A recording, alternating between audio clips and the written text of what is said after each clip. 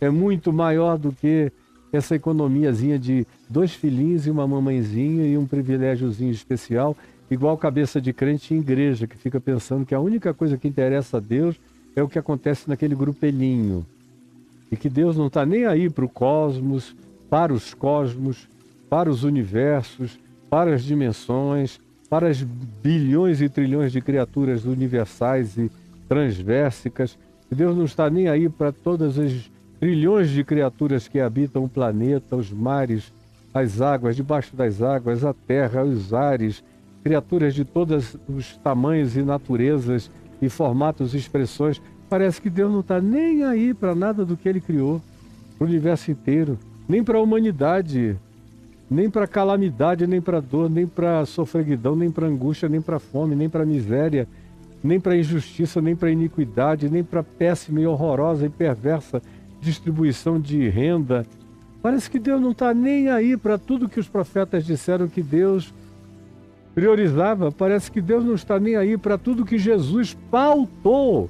Jesus pautou como prioridade dele, Jesus, que eram as prioridades do Pai, que trabalhava até agora, e ele disse: eu trabalho também pelas mesmas pautas e interesses.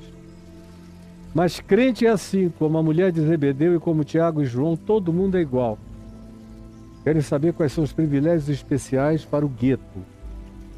São filhos do gueto e querem reduzir o reino de Deus a um gueto de interesse clubesco, congregacional, de um timezinho de eleitos supremacistas que se acham os seres mais especiais do universo, porque são os escolhidos e os separados, e são os seres assim extraordinários, os únicos que Deus vê, pelos quais se importa, aos quais quer abraçar, acolher, salvar e perdoar. Tamanho é o narcisismo desses grupelhos religiosos, dessas seitas, porque o que a mulher de Zebedeu e Tiago e João estão expressando aqui é a mentalidade da seita.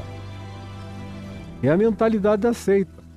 É tipo os 144 mil dos testemunhas de Jeová baseados no Apocalipse, ou o grupo dos escolhidos da Ellen White no Adventismo, ou o grupo dos eleitos, dos ultra-eleitos na predestinação dupla, de dupla mão, e que Deus não só predestinou uns para os céus, mas predestinou todo mundo mais para o inferno. É coisa de seita, horrorosa. E vocês todos são criados na seita. Na igreja pentecostal, são os batizados no Espírito Santo, os únicos que têm garantia de alguma coisa. E assim mesmo, se na sua hipocrisia apresentarem um currículo vitae de não pecados exteriores, visíveis, mensuráveis e quantificáveis, fotografáveis e filmáveis. É isso que interessa a eles. Se pode depreender da cara para fora, porque não tem nada a ver com a pestilência e o impregnamento de perversidade e de peçonha e de rapina e de putrefação nas suas almas. Nada. É a mentalidade da seita que prevalece aqui. Só uma mente muito atrofiada. E olha que eles estão diante de Jesus, mas estar diante de Jesus não os previne da mentalidade seita, nem da atrofia pessoal, porque é a cabeça de cada um que cria esse ambiente de ultra privilégio particularizado para si mesmo. O que é uma vergonha, um caos, uma tristeza e algo que se repete em todos os grupos cristãos do planeta Terra. Eles acham que ganharam uma vocação superior à de todos. E sem eles, Deus não age no mundo. Sem que eles vão, sem que eles preguem, sem que eles falem, sem que eles defendam a Deus, sem que eles tenham um lugar garantido de visibilidade, um trono de glória para serem expressões de Deus na terra, Deus está diminuído. E não querem considerar que é necessário que primeiro o Cristo padeça todas as coisas e depois entre na sua glória. Não querem considerar o que a gente vai ver algumas páginas adiante, no capítulo 24 de Mateus, e a seguir nas parábolas que vêm logo depois, que falam de uma longa espera entre a morte e a ressurreição de Jesus e a vinda de Cristo. Aí tem a parábola do servo mau, que fala que depois de muitos dias é que o Senhor volta. A parábola das virgens, que também diz que demora muito a volta do Senhor a ponto de todo mundo morrer de sono. A parábola dos talentos, que também fala de uma espera longa, até que depois, no fim de tudo, vem o Senhor e pede que eles prestem contas. A parábola do grande julgamento, das ovelhas e dos cabritos, que acontece também no fim dos tempos, e uma quantidade grande de outras parábolas, que nos dão conta desse grande interregno, como a parábola das bodas, que a gente vai ler em Lucas, que diz que os que foram primeiros chamados disseram que não queriam ir, porque tinham outras coisas mais importantes para fazer. E aí o dono do banquete disse: então chamem os pobres, os cegos, os coxos, os paralíticos, os mudos, os andrajosos, os leprosos, os marginalizados, os desprezados pela sociedade, pela religião. Chamem, porque agora os outros, que foram convidados primeiro e se fizeram de rogados e disseram que tinham coisas mais importantes para fazer do que atender ao convite do reino de Deus, esses aqui não entram mais. Ficarão batendo na porta de fora.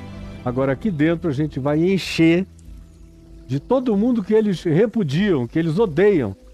Eles acham os seres totalmente amorfos, sem beleza para serem incluídos no desejo de salvação e de graça e de acolhimento e de abraço divino para com esses seres que eles próprios, os religiosos que não aceitaram o convite, repudiavam.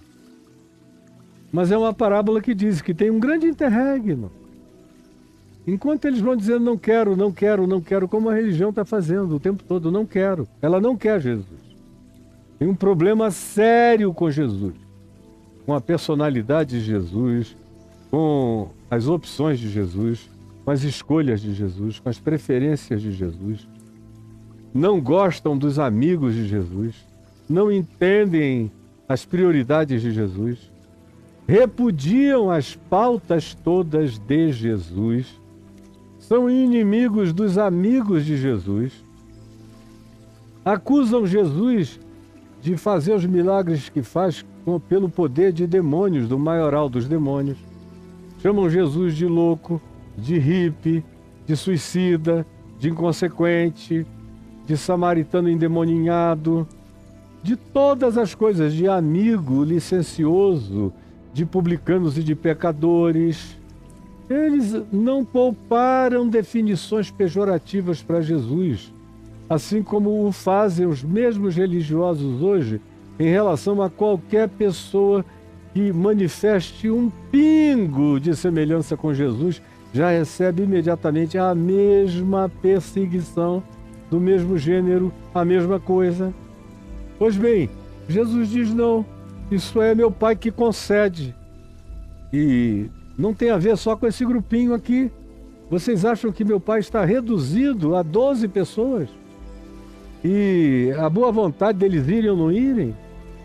Vocês acham que tem algum ser humano no planeta que Deus a ele tenha se prendido de modo que a obra de Deus, o trabalho de Deus, o reino de Deus, a manifestação de Deus só acontecerá se houver a anuência de algumas pessoas importantes?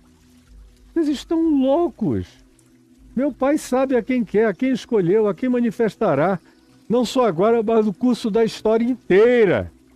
Gente que vocês jamais nem conhecerão, nem saberão a existência, e que carregarão um espírito muito mais quebrantado, muito mais entregue, muito mais voluntário, muito mais despretensioso, muito mais manso e humilde de coração, muito mais pacificador, muito mais resiliente em alguns aspectos da vida, e que vão se alegrar na esperança do reino de Deus, e que vão aceitar a cruz e a ressurreição e vão viver se gloriando na cruz de Cristo, que vocês tentam evitar, escapam, tentam pular o tema e introduzir outras questões para não ficarem cara a cara com isso, porque vocês não querem a cruz, vocês só querem tronos, domínios e poderes. Isso, nos dias de Jesus já era assim. Ora, quando Jesus disse isso, a mulher de Zebedeu, mãe de Tiago e João, e a Tiago e a João que ali estavam, ao falar isso, o verso 24 diz: ora, ouvindo isso, os outros 10 apóstolos, 2 estavam ali com a mãe, 10 estavam assistindo e um outro grupo de pessoas vendo aquele espetáculo. E ontem eu disse que era um verdadeiro presépio devocional de joelho, mas não passava de uma presepada, de fato. Ora, ouvindo isto os 10, o pedido deles, indignaram-se. Ficou todo mundo com raiva de João e de Tiago. E pelo amor de Deus, cara, vocês já subiram no Monte da Transfiguração. Vocês já ouviram algumas vezes ele dizer que determinadas coisas estão reservadas para o Pai e que ele não vai compartilhar com ninguém, porque ninguém sabe. Por que vocês querem e atravessam a mãe de vocês para fazer um pedido insólito e ridículo dessa natureza e ficaram indignados contra os 2? Imagina o climão de Pedro, André, Bartolomeu, Judas Tadeu, Judas Iscariote, Simão Zelote, Bartolomeu, Filipe, todos aqueles ali. Mas o que é isso? Que loucura é essa? O que vocês estão pensando de você mesmo? Agora você veja como é fácil surtar. Você está me olhando aqui? Como é fácil surtar na presença de Jesus. Imagina na ausência de Jesus. Como esse surto aqui chega com uma rapidez e uma facilidade indizível e vai tomando conta do coração da grande maioria. Quase todo indivíduo que eu vejo dizendo, preste atenção, que recebe revelação de Deus, que tem visão de Deus, que Deus falou com ele, fala com ele no ouvido e no coração dele, e Deus dá revelações a eles.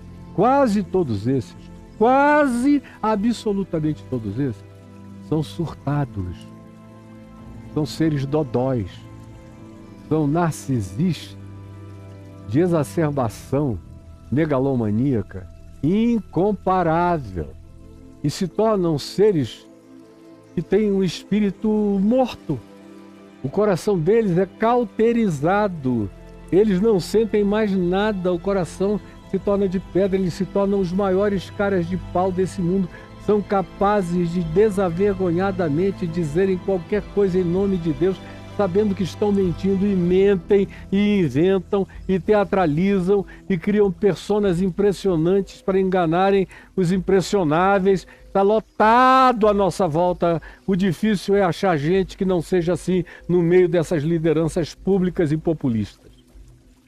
O difícil é achar gente que não seja assim. E quem quer que tenha o mínimo de consciência do Evangelho fica indignado com isso aí. É algo digno de indignação. De tão indigno que provoca a indignação de quem tem um mínimo de dignidade. A indignação é a antítese da dignidade. É a reação à indignidade, à falta de dignidade. E foi o que esses 10 manifestaram aqui. Então Jesus, chamando a todos eles, disse: preste atenção no que ele diz, porque isso aqui é o que vai nos interessar hoje bastante. Preste atenção, tá bom? Toda atenção a mim. Isso que eu vou dizer agora é o que nos interessa fundamentalmente no dia de hoje. Então, Jesus, chamando-os à parte, lhes disse, e preste atenção no que Jesus lhes disse: sabeis que os governadores dos povos, os Pilatos dos povos, e aqui no Império Romano, havia muitas cidades-estado dominadas pelos romanos. Por exemplo, na Grécia Antiga toda e na Mesopotâmia. Você vai hoje à Turquia, onde está boa parte daquilo que o Novo Testamento chama de Ásia Menor, está dentro da Turquia, boa parte. Uma outra parte está dentro da Grécia. E você chega em cada cidade, tinha uma espécie de cidade-estado, com a sua autoridade local, fosse governador, fosse até um rei local, submisso ao imperador romano. mas ele tinha privilégios de uma realeza local. Como era o caso, por exemplo, do rei Herodes na Palestina. E não mandava de maneira absoluta em nada, mas era o representante do imperador e tinha privilégios de um rei local. A mesma coisa. E Jesus usa essa ilustração para dizer a eles: vocês sabem com certeza, sabeis que os governadores dos povos os dominam e que os maiorais, os mais influentes, os mais ricos, os mais acadêmicos, os que têm poder de maior visibilidade, de maior impressionalidade, que são chamados aqui de os maiores, exercem autoridade sobre os outros, que nem são realezas, nem são governantes, nem são procônsules, nem são autoridades, nem são figuras de respeitabilidade célebre naquela sociedade, por qualquer que fosse a razão. Vocês sabem, no mundo em que vocês vivem, quem são as figuras que recebem a convergência de autoridade para esse topo da pirâmide, de onde todas as coisas derivam, como controle, como poder, exatamente como acontece nos nossos dias até agora. Então vocês sabem que é assim no mundo, é assim no Império Romano, é assim em Laodiceia, é assim em Pérgamo, é assim na região de Filipos, é assim na Macedônia, é assim em várias cidades e estados da Ásia Menor, aonde existem essas autoridades com essa capacidade de dominação. Assim como os hiperelevados militares, centuriões, generais, capitães de grupos legionários poderosos, também exercem essa autoridade no âmbito do seu alcance, do seu domínio. Eles são os dominis, eles são os dominadores, eles são os senhores. É daí que vem, é de dominis, que vem a palavra senhor. Eles são os senhores, os dominis, os dominadores dos povos. Mas não é assim entre vós. Jesus diz, não é assim entre vós. Em vocês não pode ser assim, entre vocês jamais.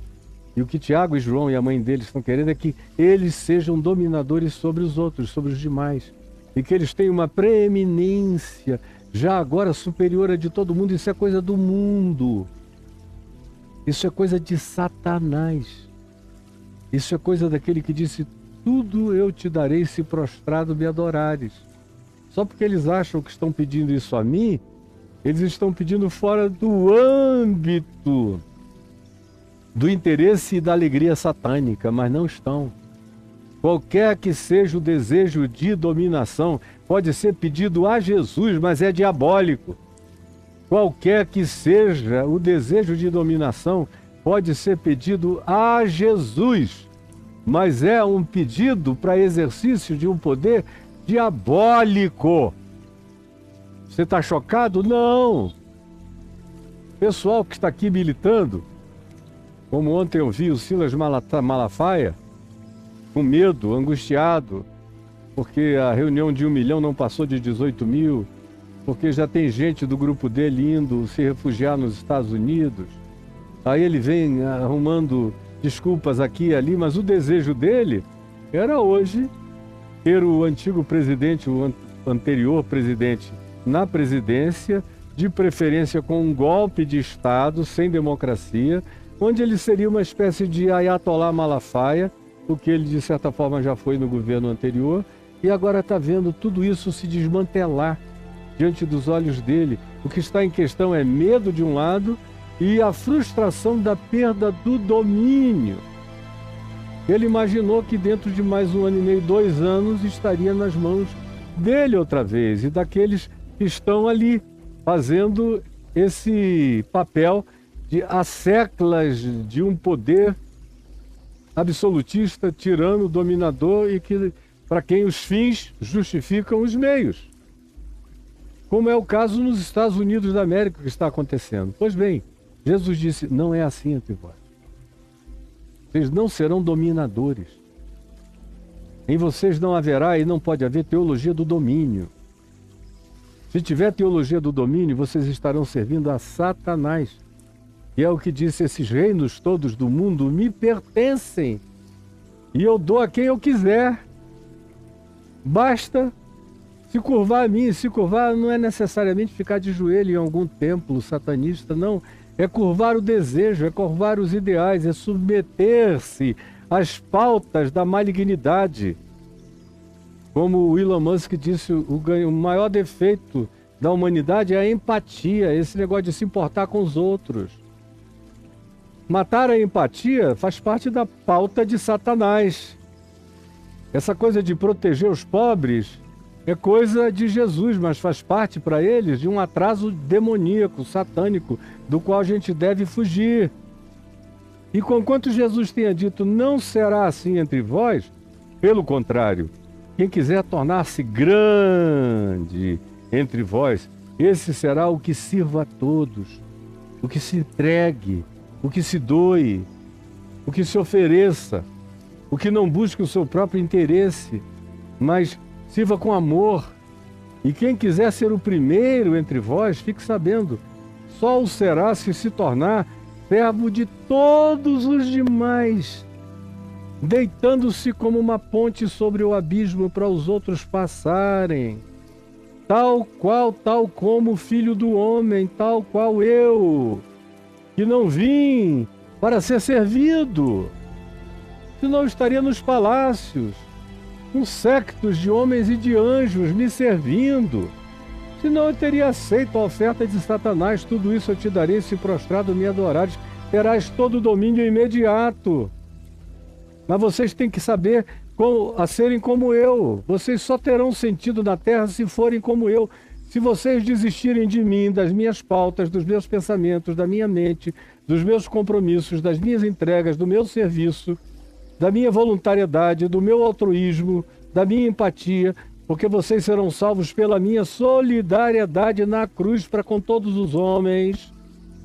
E só é de Deus se for assim. Se vocês desistirem de como eu pratico essa liderança de graça, de acolhimento sobre vocês e sobre quem quer que queira ser meu discípulo, se não for assim, está tudo estragado. Se vocês buscarem esse poder direto para ganharem essa ascensão pública, para serem os que dão as cartas e que determinam tudo, vocês não terão nada a ver comigo. Porque eu decidi não ter essas cartas na mão, decidi viver sem esse poder, decidi não ser servido, mas servir, decidi, pelo anonimato promovido pelo marketing dos governos e pelas ofertas dos soberanos, que a única coisa que querem é que eu me submeta a eles, para que eles me favoreçam em tudo quanto eu possa desejar, e eu não quero. O meu chamado é ir à cruz e depois ressuscitar. Se vocês não entenderem isso, vocês não serão tal qual o Filho do Homem, que não veio para ser servido, mas para servir e dar a sua vida em resgate de mim.